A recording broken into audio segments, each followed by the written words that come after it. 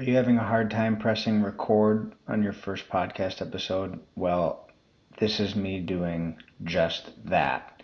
Now, I am part of another podcast called Athletes in Sports, but this is my personal podcast. I got recommended through listening to Alex Hermosi about taking time to document all of the lessons.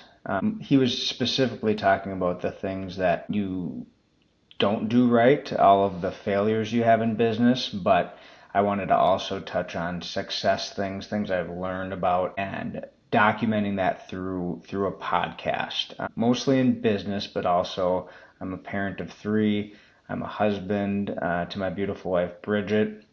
And there's just a lot that goes on in life, from working, having a household, having a family, still keeping up with friends. I golf a lot too. So there's just a lot that goes on in life. And I think documenting some of the things that I've learned throughout the years at a young age is more beneficial because I remember it as I'm going. What Alex Hermosi said is, if Warren Buffett or Steve Jobs would have documented things at an early age, how cool would that have been to go back and listen to?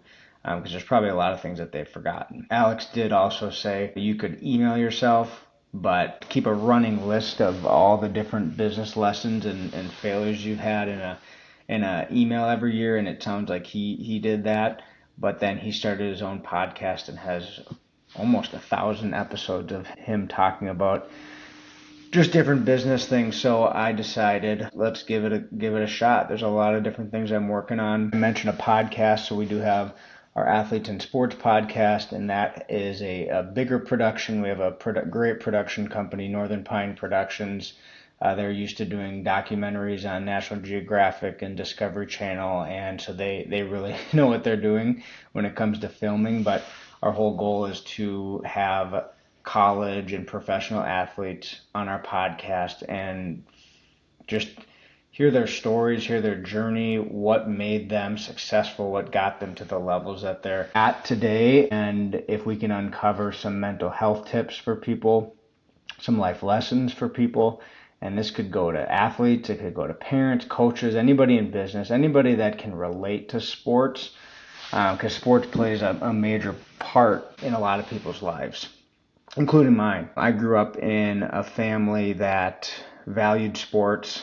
My parents were entrepreneurial, so day to day the paychecks were interesting. Some months were really good, some months weren't. My parents took a lot of risks, but they always put sports as a focus because they knew what that could do for my sister and I, for physical health reasons, social health reasons, and mental health reasons. And that's really the basis of InSports. Didn't say my name yet, Max Smith. On social media, I go by Mr. InSports, and the reason why people call me Mr. InSports is we have a foundation called the InSports Foundation, and I was asking kids at one of our soccer camps what my nickname should be. And one of the girls said, Mr. InSports. And I'm like, yeah, I like that. So I decided to change all my social media to Mr. InSports, thanks to a little girl who thought that would be a good nickname for me. So we'll see if it sticks.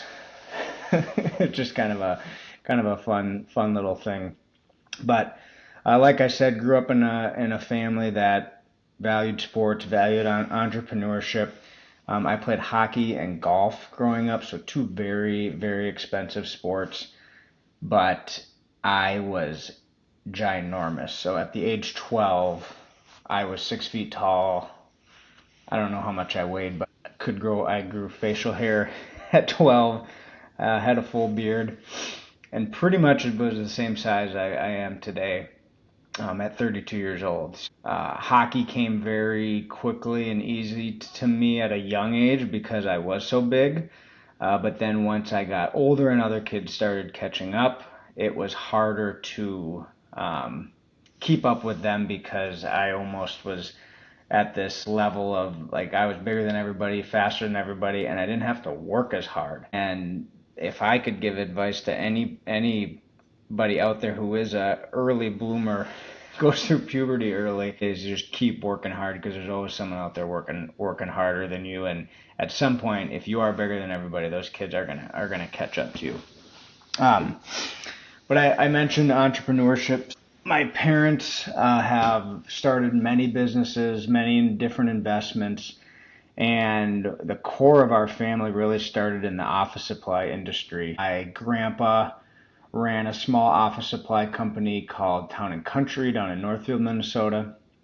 My mom's dream job was to be in fashion purchasing, and she did that when she was in her early 20s. When she was a college student, she was a buyer at Dayton's, working with all the top shoe lines, Gucci, Prada, and realized that it was kind of a cool story how my mom got to do that too. Her and my dad worked on the floor at Dayton's, and all the vendors for the different shoes and the different fashion lines would come into the store, and they would make sure that their displays were set up right. And my mom would always go and talk to them, because she wanted to know what they were looking for on the floor, how they wanted their display set up, and she was asking them questions about the product so she could be the best salesperson on the floor that she could. And she was really just having conversations with these people, and it's not that hard, but she was having genuine conversations. She was genuinely interested, and multiple vendors went to her boss and were like, this girl needs to be higher up on the food chain. So she got a job as a purchaser for Dayton's, her dream job. She could have done that the rest of her life, and ended up leaving to help her dad, my grandpa, run an office supply company. Super fun. It's like Dunder Mifflin. Paper, pens, toner. And so there's a small little company down in Northfield, Minnesota. She put a toy store in this facility on downtown Northfield, because she loved working with families, working with kids. And hey, well, if you're there buying toys, you can buy office supplies too for your business. So she ran a B2B office supply company in the basement and had a retail toy store company up top. And my grandma was super sick, so I was really young at this age, probably 2, 3, 4 years old. And my mom would drive me from the Twin Cities down to Northfield every day, drop me off at my grandma's with my grandma, and my mom and grandpa were running this office supply company. Well, she took this company from like $1 million in revenue to $12 million in revenue, and this is in the 90s, 1994, 95. So she just blew this company out of the water. At the time, the internet was nothing, and at Dayton, she had a history of using floppy disks from the vendors to purchase shoes and apparel from these fashion companies, and she took that into the office supply world. So instead of her sales reps going in and handwriting orders from the customers and faxing them back in, the salespeople gave them a floppy disk, and they were able to enter it into their computer system, enter their orders in, and it would transmit the orders back to her computer system. And when customers got this, it just took off. She also was able to, since she was a woman-owned company, she was able to get the University of Minnesota onboarded as a client. They were working with a big box company at the time, and my mom was her company was like a secondary option because they were minority owned as a woman owned. They ended up liking working with her more and cut out the big box, and so that really grew her sales. So the crazy thing about my mom is she never thought that anything wrong was going to happen. She was not afraid to fail. And if things didn't go her way, she learned from those lessons, and she was able to turn it into a positive thing. And on this podcast, I have so many life lessons I've learned from my mom, and I really want to carry just to get it out there. My mom passed away in 2022. She battled cancer 3 times, had breast cancer, and then leukemia twice. She died cancer-free, but she had so much chemo, so much radiation that her body just couldn't keep up with it anymore. And she grew Innovative Office Solutions, the company that I'm with today, from 21 people in 2001 to we have over 300 employees in 15 locations today in 2024. I wanna save some of her story for future episodes, but she was an amazing woman, and I learned so much from her. And just recently, I was like, gosh, it would have been so awesome if my mom had a podcast and interviewed different business leaders in the Twin Cities, and really she had connections around the world, so she could have had a global podcast with her connections and her insight. But I remembered that she was on the Chris Lindahl show. Chris Lindahl used to have a podcast. He's a real estate guy here in the Twin Cities. He's famous for having these billboards with his arms stretched out wide. She was on his podcast. My dad was joined as well, because my dad was our CFO at Innovative and is now our CEO. And it was just so good to hear her voice. And a lot of the lessons that I have learned from my mom were built into that podcast, which was so fun. And I'm like, I've been thinking about having a personal podcast for a while now, especially after starting our Athletes in Sports podcast where we're interviewing athletes. And I'm like, I just got to do it. So today I'm on Riverside, super easy platform to film a podcast. I literally connected my Google account, pressed record. I think there's like 2 hours of free minutes or free time before you have to do a paid version, but what a great way to just start and launch this thing. Riverside looks like a great tool already to use. If you're looking at starting a podcast, try Riverside, and I'm not affiliated with them, so don't. I'm not. It looks like a good deal. So, like I said, I played hockey and golf growing up, but I did try a lot of other sports when I was young. I tried baseball, I tried soccer, I never tried football, even though my dad was a big football player. I remember he signed me up for flag football. I think you were in second or third grade when that started, maybe first grade, and I remember laying in bed and I had hockey practice that day because I loved hockey, and I was gonna have to skip hockey, and I'm like, Dad, I don't want to skip. So I never started football, even though I was massive growing up.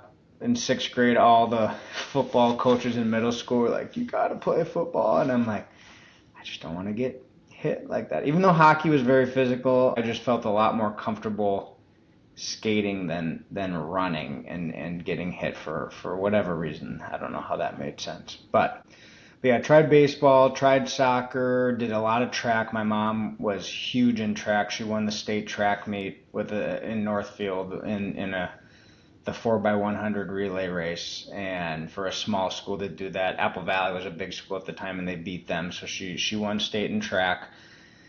So she always coached me in track and soccer. My dad coached me in baseball, hockey, and we golfed all the time. I remember my dad just bringing me to the course at a super young age, and now I'm doing that with my son Braxton, which is a lot of fun. Trying to get my daughter Stella into it, and my youngest son Briggs is definitely too young to play yet, but we'll get him there. And it was just so much fun growing up to be on all these different teams, and you never had the same kids on the different sports teams. There was a little bit of crossover, but you just got such a good perspective on different coaches and how the parents acted at different sporting events, and just the different dynamics. And there's, well, I guess in business you can be a part of different networking groups, have different clients, and kind of get that variety, but sports really helps kind of pave that way into the business world of working with a lot of different people, and how the best, and I don't even know what the best way is, but just different ways of working and how you need to interact with a team to be successful. And I think anybody listening who's been on a sports team has seen the difference between being on a good team and being on a bad team. And a lot of times it comes down to culture. And that was a huge thing for my mom, was company culture, and having she didn't like the thought of an organic culture, just letting what happened happen, but a very intentional culture. she would have a cross section of employees. At the time, it was all of her employees when she just had 20 and they were coming up with their core values. But it wasn't just her picking that, and it wasn't just something that she copy and pasted from some business book. She was very intentional about having the employees be very thoughtful in what the core values were going to be for innovative for the company. But you see that on sports teams. There's teams where you've got certain cultures, and it's just a way different feeling in the locker room on those teams that are successful than the ones that aren't successful. And probably every non-successful team has some good players, but there's probably also a lot of cancers on the team that are talking bad about players, making fun of players, and instead of really focusing on themselves, but then encouraging others.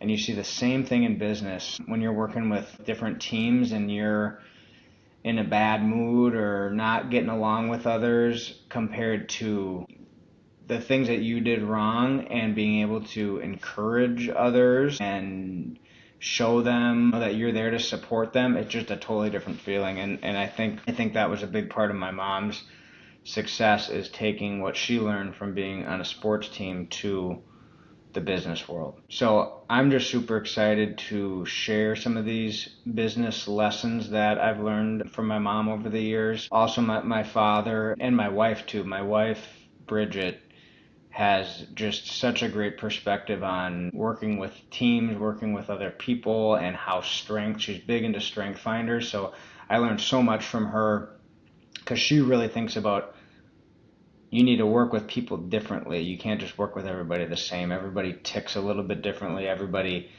thinks different, speaks different, and it's not a one-size-fits-all model. And when you can really understand that is when you can really become a great leader and run a great team. And so, I've been in sales at Innovative since I was in high school. I did a lot of jobs for Innovative before that I probably didn't even get paid for, but it was a lot of good experience, mostly back in the warehouse. But since I was 15, I got the opportunity to run a sales and marketing internship. And every year I had different people join me for this internship. And it started out, I was making videos. I think Twitter came out the year that I was interning, and I created like all the social media pages for Innovative. And I had this little tiny camera that we would shoot these weird, like we did frisbee golf around the office, and we did chair races in the parking lot, and minute to win it videos. And so I did a lot of these kind of fun videos, but it really showed the culture of Innovative and how much fun it was to work there. And now that I'm older, I've been able to talk to a few employees, and they're like, I watched those videos before I interviewed, and I was pumped to come work here. So even though it felt like I was wasting a lot of time, I learned how to make videos and edit videos, but I also learned just a lot about culture and how much fun these, people were having. And I was a high school student, and just seeing how much fun they were having, and I was always excited, like, oh, I want to work. I want to work. And I think our kids see that too. They're like, we want to go to work with you, Mom and Dad. So then when I was in high school, playing on the hockey team, playing on the golf team, and we started volunteering at domestic violence shelters, homeless shelters, and just started to notice how there are a lot of kids out there that did not have what I had and my friends had growing up, especially playing sports like hockey and golf. I mean, getting into basketball, getting into soccer is way easier than stepping onto the rink for the first time with skates. Like, somebody has to help you get to that point where you could go to the park and find a pickup basketball game with somebody with a basketball a lot easier than stumbling across skates and a new stick and finding a group to play hockey with. Similar to golf, you need the equipment. The equipment's expensive. So unless another group Like the First Tee or other nonprofits are there to make an impact, or your school on you, like you need a parent who's able to bring you and afford for you to play that sport, to influence you to want to even try. So as I'm growing up through high school and we're doing these volunteer opportunities, it was kind of always stuck in my mind, like it would be so rewarding to find a way to get some of these kids opportunities to do what I was lucky enough to do growing up.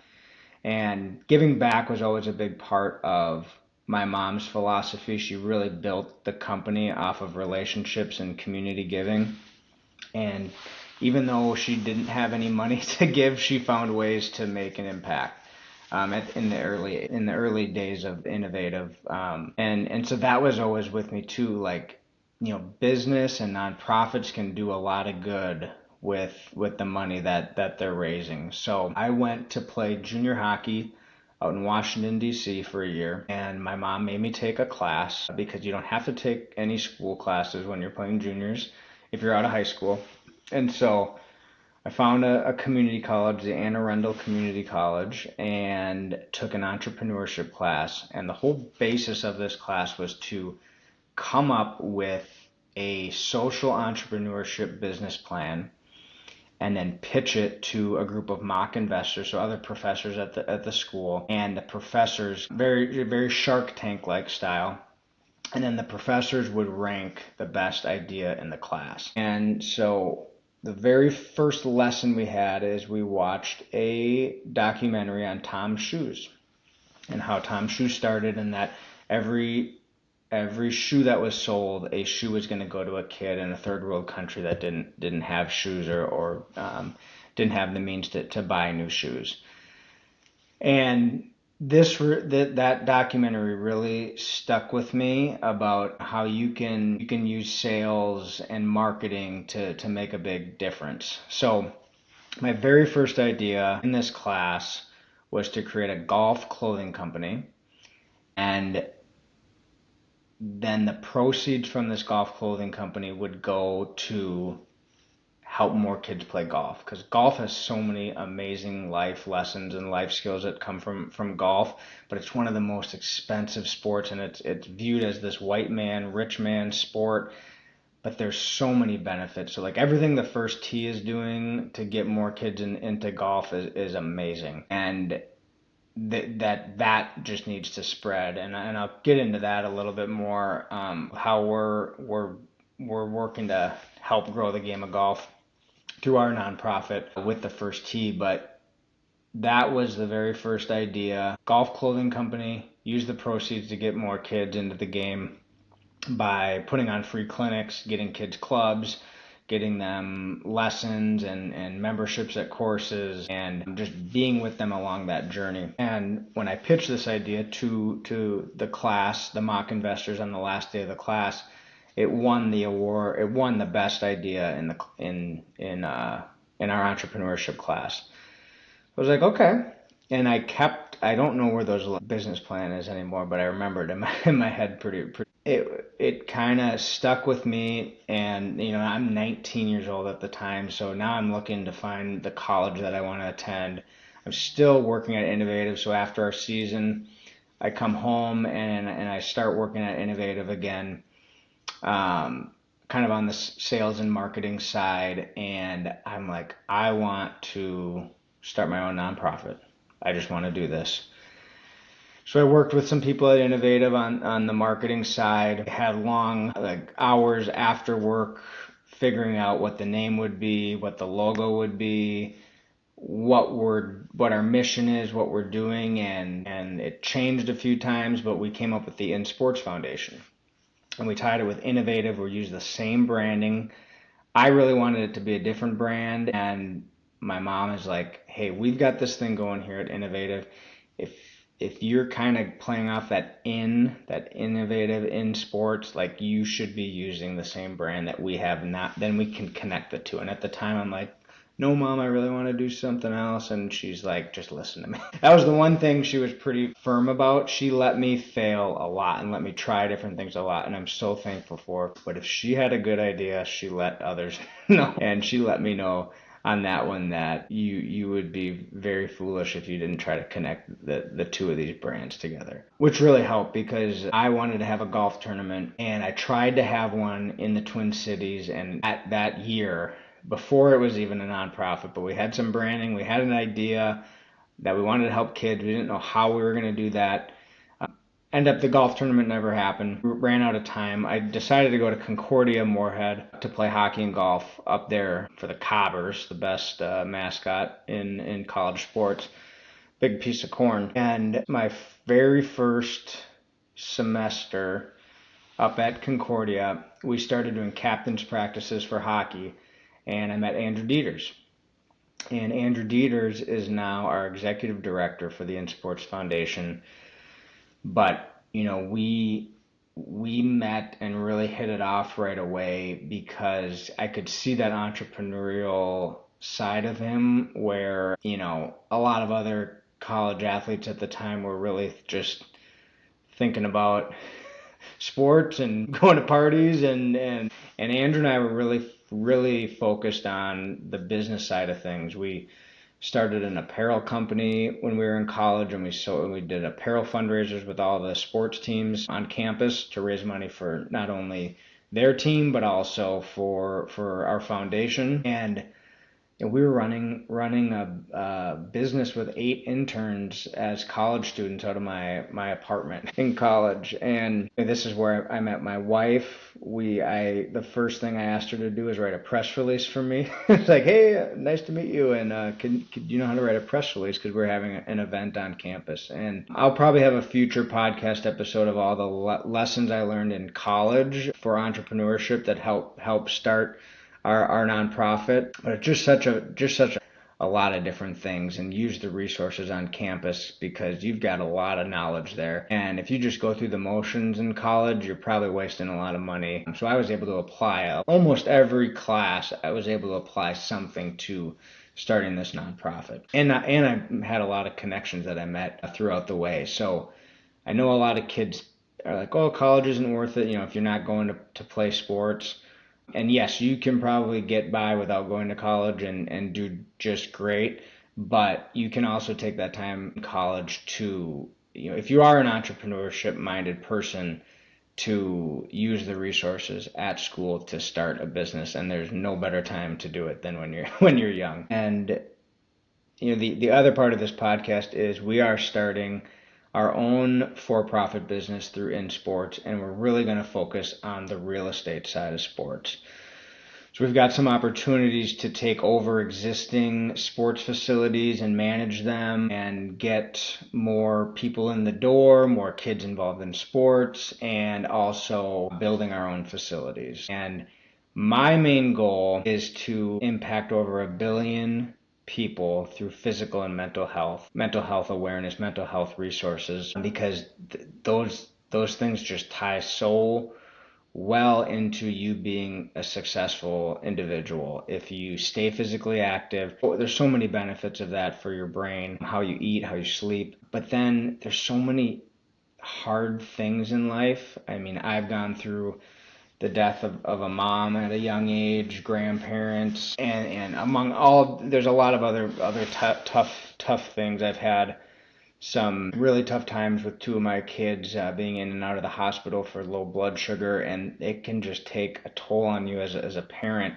if you're juggling watching your kids, caring for your kids, keeping them alive, being in business, and trying to make money to provide for your family. And there's so many mental health tips and resources that people just aren't taking advantage of, and part of this process is to get those resources out to more people and have it become a daily habit for folks, because everybody goes through it. I don't care who you are. Everybody gets frustrated. Everybody gets stressed. Everybody probably does things in those moments that they wish they didn't do. And having some good resources, good tips, a good portfolio in your toolbox. You kind of think of, meditation and working out and just being able to talk to people about your problems. There's all these different tools out there, and you might need to use a different tool depending on what you're going through. And so by developing spaces for kids to stay active, kids to get into sports, kids to learn these great life lessons, mental health lessons. We want to take this thing as big as we. This is where I want to record through a podcast all the different things that we're going through to build up this company, and all the different lessons that we're going to learn along the way. And every time we fail, we're just another step closer to getting it right and making a really good product of what we're trying to put together. So I want to thank everybody who took the time to listen to this. I'm not expecting anybody to listen to this, especially a first podcast episode, but if you do, thank you. And I hope I can continue this, and that if just one person gets something out of it, then it's a success. So thanks for listening, and hope to see you again soon on another episode.